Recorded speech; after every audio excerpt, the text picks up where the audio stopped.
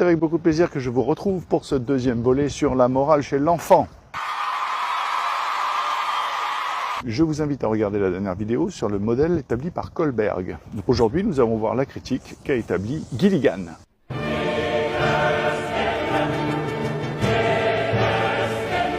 Ainsi que son modèle. La critique de Gilligan, disais-je donc, est simple.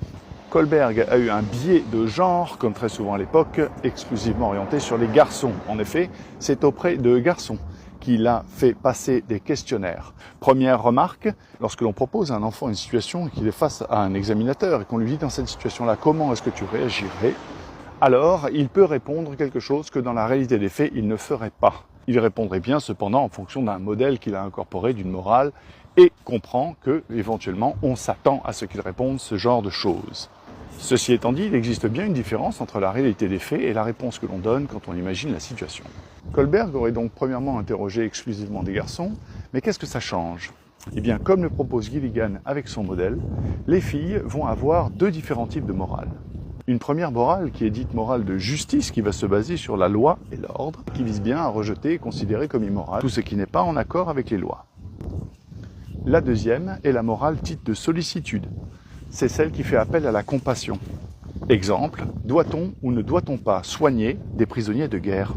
Je note au passage l'adage qui nous rappelle qu'on ne mesure la valeur d'une civilisation qu'à la façon qu'elle a de traiter ses prisonniers.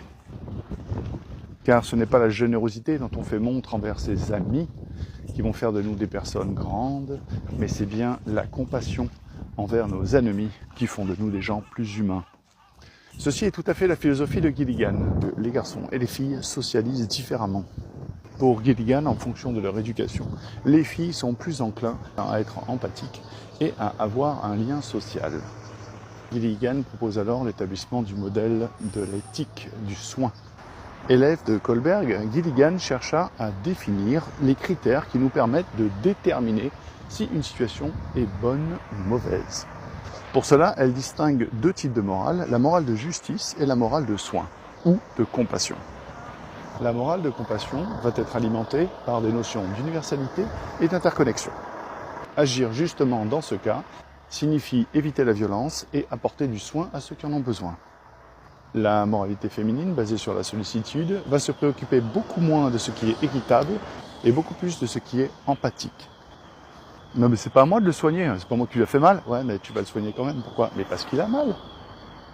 La morale de justice, quant à elle, considère que l'univers est composé d'individus autonomes qui interagissent entre eux. La justice conservait une équité. Elle propose alors que les garçons vont être beaucoup plus touchés par des principes d'inégalité. En tout cas les concernant. Parce que l'inégalité garçon-homme-femme, ça ne dérange pas trop ça. Et garçon-garçon, ça les gêne. Ça les gêne beaucoup ça. Prenons maintenant un exemple concret. Dans un terrier se trouvent deux types de créatures, des taupes et des hérissons. Au dehors, les prédateurs, le danger. Or, les hérissons, quand ils croisent des taupes, les piquent avec leurs aiguilles. Que faut-il faire ?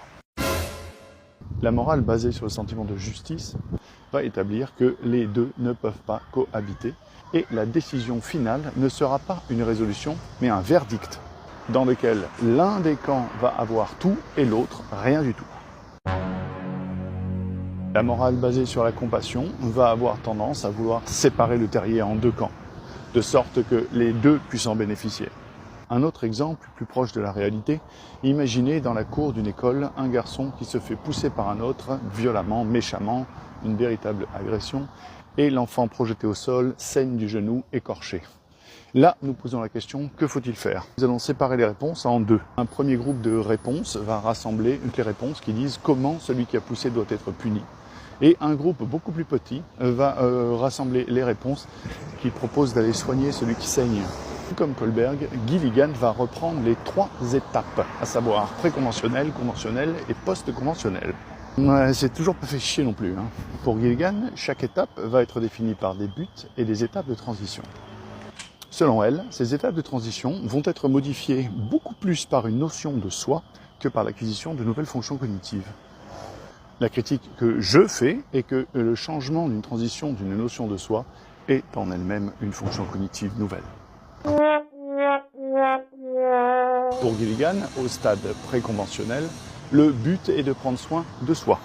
Et la transition va se faire lorsque cela va glisser vers la prise de soin de l'autre. Et effectivement, chez Kohlberg, le stade numéro 2 prend l'importance du groupe.